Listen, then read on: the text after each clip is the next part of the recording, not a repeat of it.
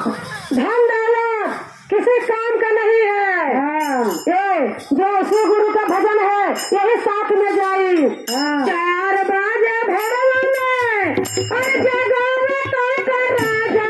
चला हो रानिया, अरे चला हो रानिया, कारे गुरु का भजनिया चला हो रानिया।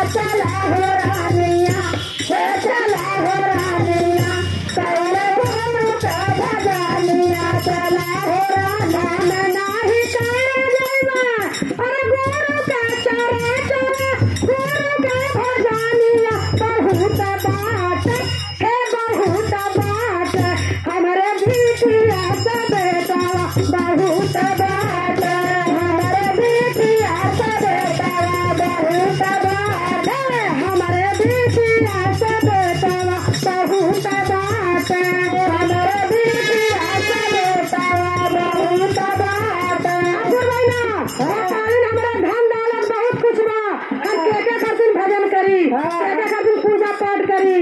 तो देख ले गुरबैना कुछ दिन बीतले अरे राजा मारी गईल सजाल रावना हे सजाल रावना सेवा गुरु के मियाना सजाल रावना बिना बीतले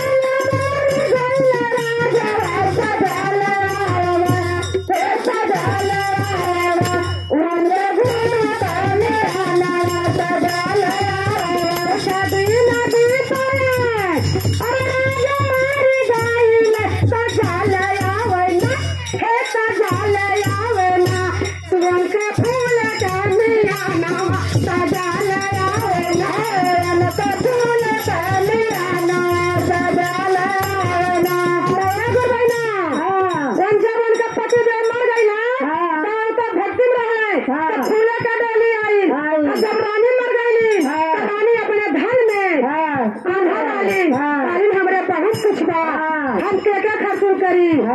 कुछ दिन बीतले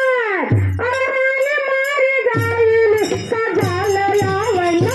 हे सजाल रावना हे सजाल रावना उनके रेंगनी के कांटा सजाल रावना उनके बीतले राजा मारी गईल सजाल रावना हे सजाल रावना उनके रेंगनी के कांटा सजाल रावना।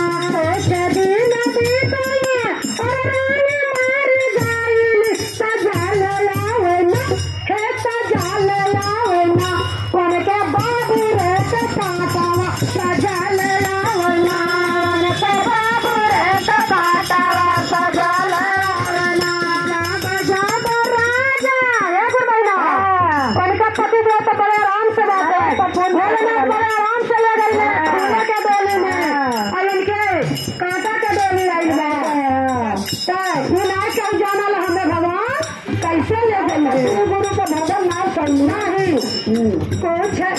जब उन आराम से रहला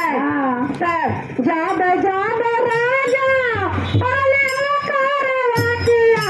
महाकलावना हे महाकलावना हे महाकलावना उनके फूलवा के डोलिया महाकलावना जाब राजा अरे कारवा किया महाकलावना हे महाकलावना उनके फूलवा के डोलिया महाकलावना जाब रानी अरे कारवा किया गरान लागना हे गरान लागना हे गरान लागना उनके रेंगनी से काटा गरान लागना जाब रानी अरे कारवा किया गरान लागना हे गरान लागना उनके रेंगनी से काटा गरान लागना उनका पति देव पूरा पर सुतल वाला है और रंगनी के काटम सुतल वाली अपन करता अपने पति देव से का कहली काने राजा और गौरवा पटोरता हम सही न ले इतना हम सही न ले इतना हम सही न ले इतना राजा तुम्हारे गौरवारिया हम सही न ले इतना राजा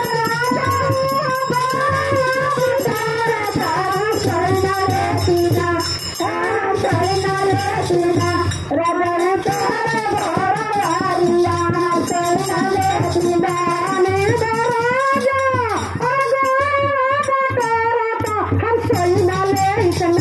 हम सोई न ले इतना राजा तुम्हारा गौरवारिया हम सोई न ले इतना राजा तुम्हारा